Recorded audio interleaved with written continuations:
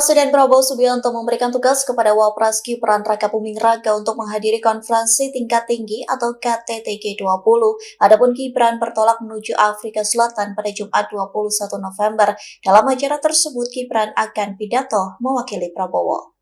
Momen keberangkatan Wapres diunggah di Instagram Gibran Rakabuming Raka pada hari ini. Gibran bertolak ke Afrika Selatan dari Pangkalan Udara Halim Perdana Kusuma sekira pukul 9.15 waktu Indonesia Barat.